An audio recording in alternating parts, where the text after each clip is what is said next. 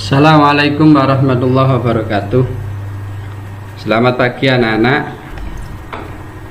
Semuanya sejahtera, sehat walafiat. Alhamdulillah. Saya selalu berdoa untuk anak-anak di tempatnya masing-masing. Semoga Allah Ta'ala memberikan kesehatan kepada kalian semuanya, kepada keluarga, sehingga bisa mengikuti aktivitas sehari-hari. Tentu anak-anak bisa mengikuti MPLS ini di sekolahan kita yang tercinta, SMA Hidayatus Salam Lawai Nukun Gresik. Anak-anak, marilah kita memasuki tahap pertama untuk mengisi absen dulu. Sudah, kita lanjutkan. Tentu saya kepingin mempererat tali antara saya sebagai guru dengan kalian sebagai siswa yang selama ini belum kenal sama saya. Maka bisa dilihat pada layar. Yang pertama, saya perkenalkan diri secara profil pribadi, yaitu saya namanya Afif, Gresik, 17 November 1967,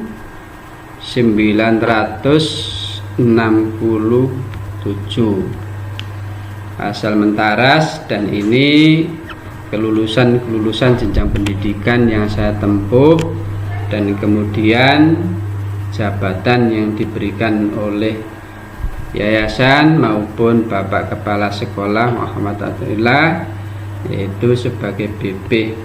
Inilah anak-anak sebagai perkenalan. Lebih lanjut nanti bisa menghubungi secara pribadi tentang masalah riwayat saya dan semuanya, keluarga dan sebagainya. Anak-anak yang saya cintai dan saya banggakan, ini sesuai dengan jadwal yang diberikan oleh panitia MPLS. Maka saya akan memberikan materi etika komunikasi menggunakan bahasa yang baik dan benar. Anak-anak, sebagai pendahuluan bahwa kita sebagai makhluk yang sosial, bermasyarakat, bersuku-suku, berbangsa, maka tidak terlepas dari adanya komunikasi. Lah, untuk memperlancar komunikasi yaitu menggunakan bahasa atau penyambung. Nah, tatanan bahasa ini maka perlu ditunjang adanya. Yang pertama adalah etika, kemudian yang kedua adalah moral, kemudian yang ketiga adalah akhlak. Nah, ini sesuai dengan misi dan visi SMA Hidayatus Salam, berperilaku islami dan unggul dalam berprestasi. Anak-anak yang saya banggakan, kenapa sih komunikasi kok pakai etika, moral, akhlak? Nah, ini karena dominan sekali. Oleh sebab itu anak-anak, mari sebelum kita menggunakan implementasi etika, cara berkomunikasi dengan bahasa yang baik, baik itu di kalangan keluarga, di kalangan sekolah, maupun di kalangan masyarakat, kita lihat bersama-sama apa yang dinamakan dengan etika, moral, dan akhlak. Apa manfaatnya? Kita saksikan di layar bersama-sama. Secara ilmiah pembahasannya, etika menurut ahli yang ditemukan salah satu pendapat Mariani dan Ludikdo, ini salah satu secara ilmiah. Maka etika itu dinamakan seperangkat norma, aturan atau pedoman yang mengatur perilaku manusia baik. Nah, yang harus dilakukan ataupun ditinggalkan. Artinya apa? Yaitu tatanan di sekolah, keluarga ini atau masyarakat harus mempunyai etika atau aturan-aturan yang ada. Supaya apa? Supaya pedoman bagaimana pekerjaan ataupun tingkah laku yang mencerminkan daripada norma yang ada.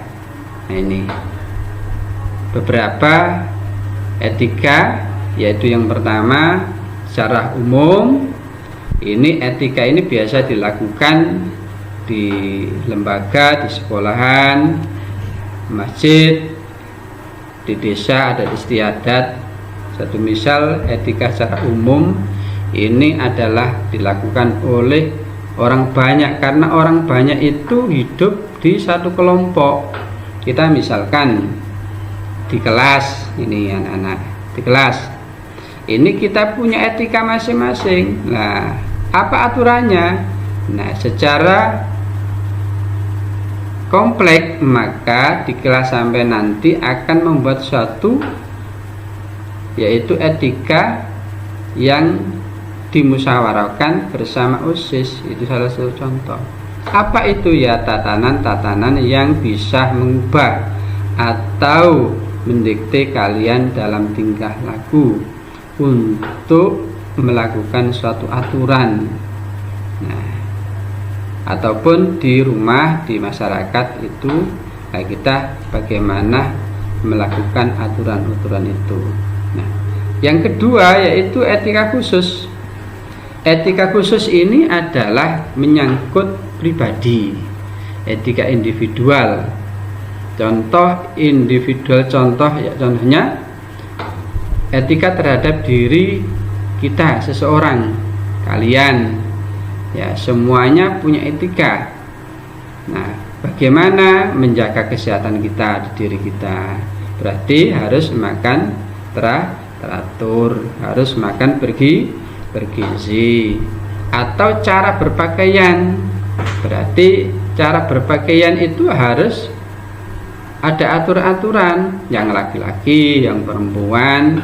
Lah ini ada etika. Lah ini etika ini. Etika sosial berarti etika yang mengedepankan adalah seseorang itu untuk menghormati lingkungannya, harus sopan santun kepada orang lain, kepada teman sejawat, kepada bapak ibu guru, kepada orang tua atau warga sekolah. Nah, ini kita harus santun. Apa itu? Berarti cara berkomunikasi. Nah, tidak sembarangan. Apa yang dikomunikasikan tentang masalah pelajaran, tentang masalah ekonomi, tentang masalah cita-cita ke depan progresif, itu harus komunikasi secara etika. Nah, ini adalah yang dilakukan kebersamaan. Bahkan etika sosial itu dalam suatu rapat-rapat forum, maka kita menggunakan etika ini, yaitu harus bisa menghormati sesama yang lain ini. Nah, tidak hanya itu anak-anak, maka tidak kalah pentingnya setelah kita melakukan suatu aturan yang disebut dengan namanya etika, beberapa hal yang dilakukan itu maka harus ditunjang dengan adanya moral. Kita biasakan. Apa moral itu? Moral adalah kebiasaan, adat kebiasaan perilaku yang kita lakukan. Nah, bagaimana etika? Cara bicara dengan orang tua, cara dengan bapak ibu guru yang baik dan santun, maka gunakanlah bahasa Indonesia yang baik, kemudian bahasa kromo atau Jawa yang bagus.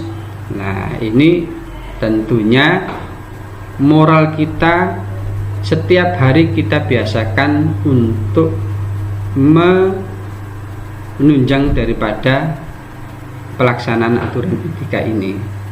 Nah, jadi menyangkut kepada perbuatan kita, itu standarnya. Jikalau adalah etika ini dilakukan secara seksama, orang-orang yang bermoral, maka insya Allah nanti tujuan visi dan misi itu akan tercapai. Dan tidak kalah pentingnya, yang mendasar adalah ditunjang oleh akhlak. Nah, ini apa akhlak itu? Yaitu perilaku atau budi pekerti. Nah, ini banyak sekali yang kita contoh akhlak kita, apapun bentuknya, baik kita tatanan pakaian, kemudian tatanan berjalan, tatanan belajar, maupun komunikasi.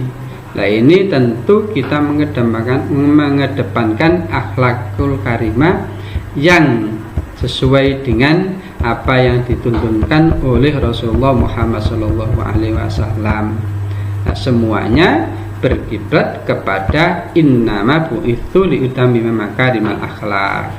Artinya apa? Sesungguhnya aku diutus untuk menyempurnakan akhlak yang baik. Ini yang diriwayatkan Ahmad Bukhari.